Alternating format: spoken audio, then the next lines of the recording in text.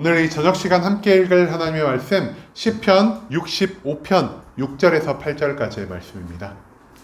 시편 65편 6절에서 8절까지의 말씀, 오늘 3절밖에 되지 않아서 다 같이 한 목소리로 성경 말씀 읽도록 하겠습니다. 시편 65편 6절 말씀부터 다 같이 읽도록 하겠습니다. 주는 주의 힘으로 산을 세우시며 권능으로 띠를 띠시며 바다의 설렘과 물결의 흔들림과 만민의 소요까지 진정하시나이다. 땅 끝에 사는 자가 주의 징조를 두려워하였나이다. 주께서 아침이 되는 것과 저녁이 되는 것을 즐거워하게 하시며. 아멘. 오늘 이 시간 우리는 권능 보이심의 목적이라는 제목을 가지고 하나님의 말씀 함께 나누는 시간 갖도록 하겠습니다. 오늘 우리가 함께 읽은 시편 65편의 본문의 말씀은 계속해서 다윗의 시가 이어지고 있습니다. 다윗의 시의 여러 가지 양식 중 이 시는 오랜만에 찬양시의 양식을 가지고 있다고 할 수 있겠습니다. 찬양시의 양식, 제가 이전에 몇 번 말씀드린 적이 있는데요. 다윗이 하나님이 창조한 모든 천지만물을 바라봅니다. 그리고 그 천지 만물 가운데 숨어있는 하나님의 흔적, 하나님의 능력들을 발견하여 그 모든 것들로 인해 하나님께 감사와 영광의 기도를 올려드린다는 것이 바로 이 찬양시의 양식이다라 할 수 있을 것입니다. 오늘 다윗은 시편 65편 말씀을 통해 우리를 구원하시고 우리의 죄를 용서하시는 놀라운 하나님의 은혜에 대해서 말하고 있습니다. 자, 그렇다면 과연 다윗이 하나님 앞에 무엇을 찬양하고 있는지, 이 찬양의 기도를 통해 다윗과 하나님이 우리에게 알려주고자 하시는 것이 무엇인지 우리가 함께 알아보는 시간 갖도록 하겠습니다. 먼저 65편 6절 말씀입니다. 다윗은 이렇게 말하고 있습니다. 주는 주의 힘으로 산을 세우시며 라고 말이죠. 다윗은요, 이 천지 만물 중에서 우뚝 솟은 거대한 산을 바라봅니다. 그리고 성경에서 보통 산은 무엇을 의미하고 있냐? 이 세상에서 가장 안정적이고 무거운 것을 상징하는 것, 그것이 바로 산이란 것이죠. 어떠한 일이 있어도 이 산은 흔들리지 않습니다. 가장 안정적이기 때문에, 가장 거대하고 가장 뿌리를 깊이 내렸기 때문에 그 산을 흔들고 움직일 자가 아무도 없다라는 것이죠. 그런데 다윗 이렇게 말합니다. 하나님이 하나님의 힘으로 산을 세우셨다라고 말이죠. 우리가 보기에 저 너무나 거대하고 흔들림이 없고 땅 깊숙한 곳까지 뿌리를 내려서 절대로 무너지지 않는 저 산을 하나님이 창조하셨다는 것을 다윗이 깨닫게 됩니다. 아까도 말씀드렸듯 산은 절대적인 안정과 평안을 상징하는 상징 중 하나입니다. 그런데 그것을 하나님이 세우셨다라고 다윗이 고백하고 있다는 것이죠.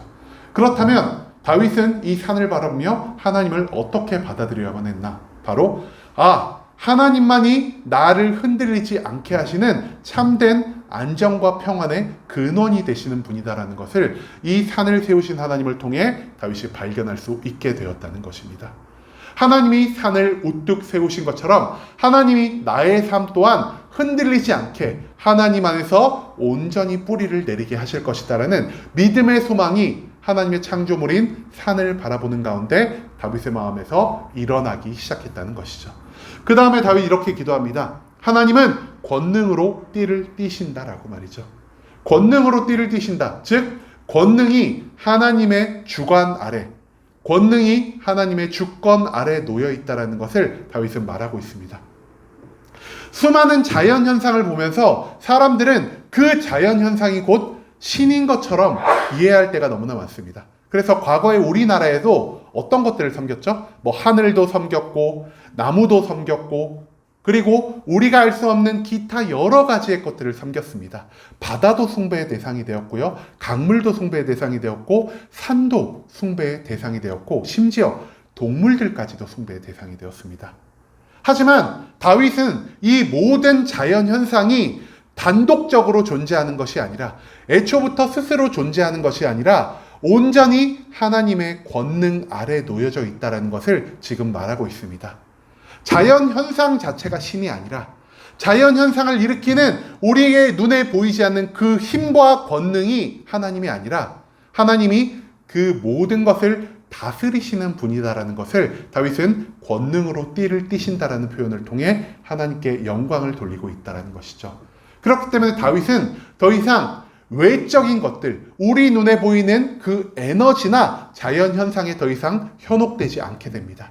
저 모든 것을 만드시고, 저 모든 것을 이루시고, 저 모든 것을 운행하시는 분이 저 스스로 존재하는 자연이 아니라 하나님께서 창조하신, 하나님께서 운행하시는 자연과 그 에너지라는 사실을 다윗이 지금 고백하며 나아가고 있다는 것이죠.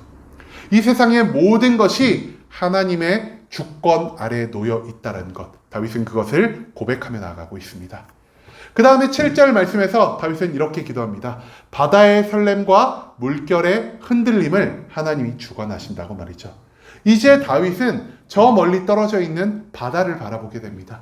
바다를 봤을 때 다윗은 굉장히 놀라운 것을 보게 됩니다. 그것이 무엇이냐? 바다의 설렘, 즉 바다의 흔들거리는 것과 물결의 흔들림, 파도가 치고 밀물과 썰물이 오고 가는 것을 다윗이 발견했다는 것이죠. 그러며 다윗은 놀라게 됩니다. 이 큰 바다를 흔들기 위하여, 이 큰 바다의 저 놀라운 물결을 끊임없이 만들어내기 위하여 하나님이 계속해서 일하고 계시구나라는 것을 다윗은 이 말씀 가운데서 발견하게 되었다는 것이죠. 하나님은 창조물을 단순히 창조한 후에 방치하여 두시는 하나님이 아니십니다. 그 창조물을 과거에서 현재까지 운행하고 계시고, 현재에서 마지막 날이 다가오는 그 날까지, 그 미래까지 하나님이 계속 주관하고 계신다는 것을 다윗은 발견하게 됩니다.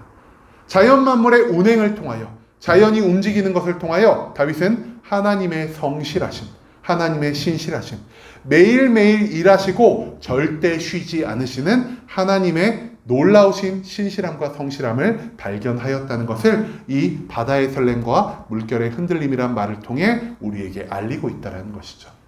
그 다음에 다윗은 마지막으로 이렇게 말합니다. 만민의 소요까지 진정하시나이다 라고 말이죠.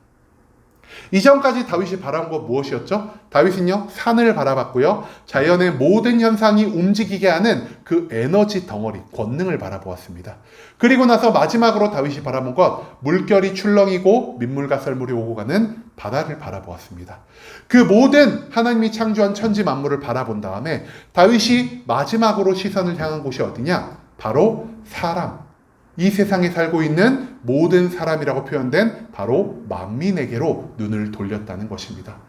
만민들이 지금 어떻게 하고 있다라고 다윗이 말하고 있죠? 소요하고 있다라고 말하고 있습니다. 소요하고 있다는 표현, 여러분 좀처럼 들어보기 어려운 표현이죠? 그렇기 때문에 제가 이거 조금 쉬운 성경, 우리말 쉬운 성경에서 이 말을 찾아보니까 이렇게 표현이 되어 있다고 합니다. 하나님은 많은 사람들의 폭동과 반란을 진정시키시는 분이시다라고 말이죠. 하나님께 왜 사람들이 폭동을 일으키고 하나님께 왜 사람들이 반란을 일으킬까요? 그들이 하나님을 온전히 믿지 않았기 때문입니다. 하나님을 믿지 않고 하나님을 떠나 살고 심지어 하나님을 믿는, 하나님의 뜻대로 살아가는 의인을 미워하는 사람들이 세상에 너무나 많다라는 것입니다.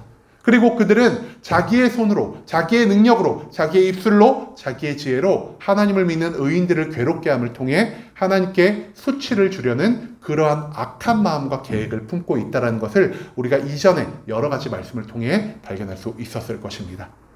그렇기 때문에 하나님은요, 이제 자연만 다스리는 것이 아니라, 자기가 창조한 모든 것만을 다스리시는 것이 아니라 이제 인간과 인간의 역사에까지 손을 뻗기 시작하셨다는 것입니다.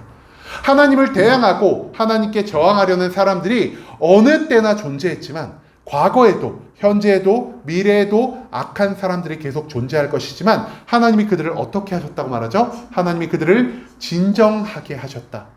곧 그들의 반란을, 그들의 폭동을 완전히 진압하셨다라는 것을 다윗이 말하고 있습니다.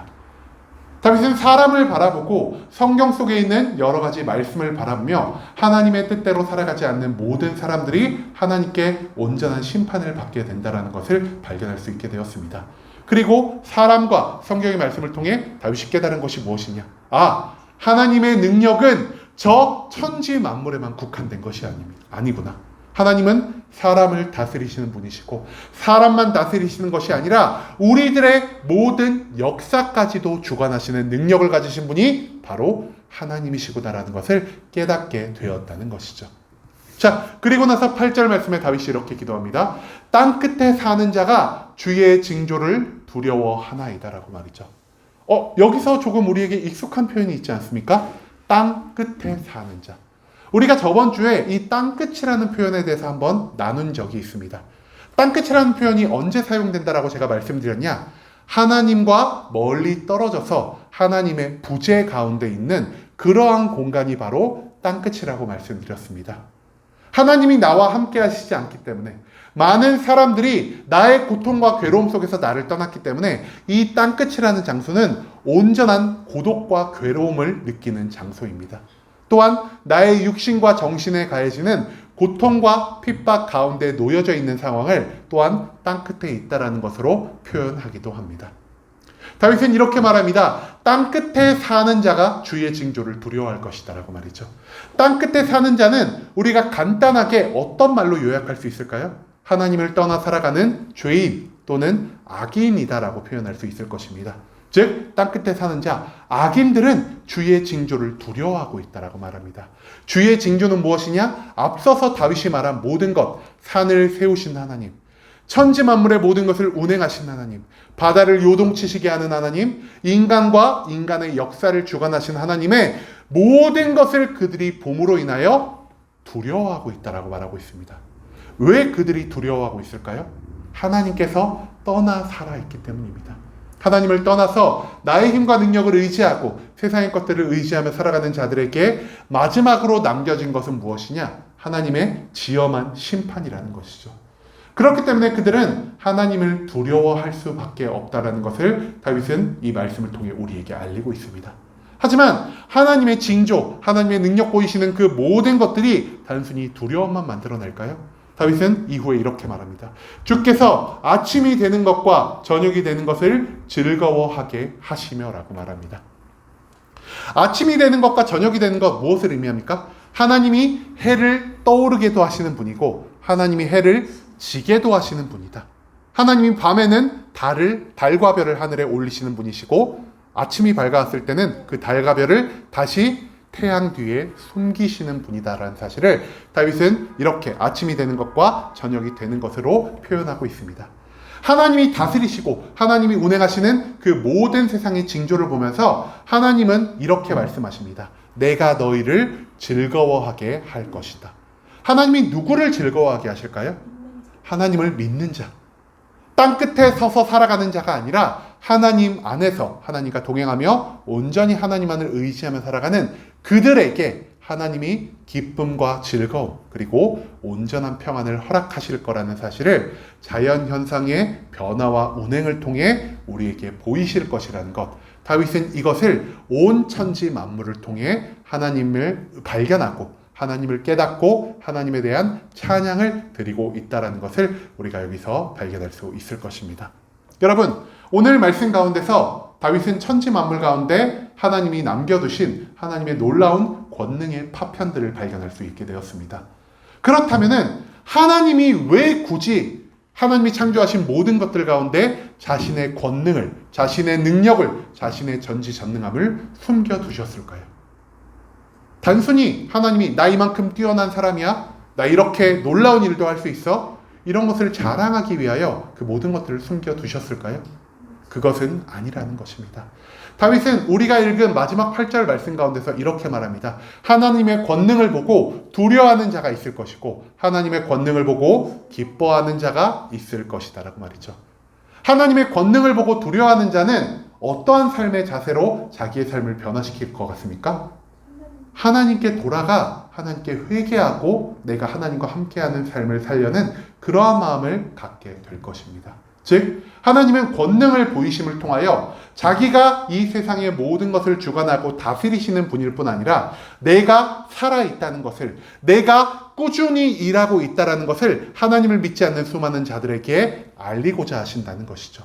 그리고 그 권능을 통해 세상의 모든 사람들이 하나님을 알게 되고 하나님의 능력을 깨닫게 되고 하나님의 심판을 두려워하게 될 때 그들은 그 두려움으로 인해 하나님께 회개함으로 하나님 앞에 나아가 나의 모든 죄를 기도하고 그리고 하나님께 용서를 받아 하나님께 다시 되돌아올 수 있게 된다라는 것을 목표로 하나님은 자신의 권능을 보이고 있다라는 것입니다. 또 한 가지, 하나님은 자신의 권능을 보이며 믿는 자들에게 기쁨과 평안을 허락하고자 하십니다. 믿는 자들, 아까도 말씀드렸지만 세상에서 하나님을 믿지 않는 수많은 사람들이 믿는 자들을 미워합니다. 믿는 자들에게 핍박을 가하고 믿는 자들을 넘어뜨리려고 하고 하나님의 뜻에 따라 거룩과 사랑의 삶을 살아가는 그 모든 자들을 죽이려고 하는 그러한 악한 마음을 가지고 있는 자가 세상에 너무나 많다라는 것을 우리가 발견할 수 있었습니다. 그런데 하나님은 천지 만물의 운행을 통하여 이 믿는 자들을 위로해 주신다는 것이죠. 지금 당장 너희가 고통받을지라도 하나님이 너희를 위해 항상 일하고 있다라는 사실을, 하나님이 이 세상의 모든 것보다 뛰어난 능력을 가지고 있다라는 사실을, 하나님이 그리고 너희들을 항상 지켜보고 있다라는 사실을 이 천지 만물의 운행을 통해 너희가 느꼈으면 한다라는 이 위로의 말씀을 하나님이 지금 우리에게 하고 계신다라는 것입니다. 그렇기 때문에 의인들은 고통과 괴로움, 핍박 가운데서 절대로 하나님에 대한 의지함을 놓지 않습니다. 오히려 고난과 괴로움 가운데서 더욱 기쁘고 즐겁게 하나님 앞에 나아갈 수 있는 자가 된다라는 것을 하나님은 천지 만물의 운행을 통해 우리에게 위로를 허락하신다는 겁니다. 그렇기 때문에 하나님은 이 권능 보이심을 통해 악인에게는 회개를, 의인에게는 위로와 평안을 허락하여 주신다는 것을 우리가 이 말씀 가운데서 발견할 수 있을 것입니다. 여러분, 이제는 우리가 천지 만물 가운데 녹아있는 하나님의 권능, 하나님의 살아계심, 그리고 하나님이 성실히 일하신다는 것을 발견할 수 있는 다윗과 같은 믿음을 갖기를 소망합니다. 천지 만물을 보고 우리가 만약 죄를 지었다고 생각을 한다면 우리에게 하나님의 두려운 심판이 다가오기 전 즉시 하나님께로 나아가 나의 모든 죄를 회개하며 나아갈 수 있는 하나님의 두려움을 경험할 수 있기를 소망합니다. 또한 내가 하나님의 뜻대로, 하나님의 인도하심대로 선하게 살고 있음에도 불구하고 세상 속에서 고통과 핍박을 받는다면 이제는 우리의 눈을 돌려 하나님이 창조하신 모든 것들을 바라보기를 소망합니다. 그 모든 것 가운데 자신의 살아계심을, 자신의 전지전능하심을 보이시는 그 하나님을 바라보며 우리가 참된 위로와 평안을 얻고 고통과 핍박 가운데서도 항상 기쁨으로 살아갈 수 있는 순복음 함께하는 교회 모든 성도님들이 되시길 간절한 마음으로 소망하겠습니다.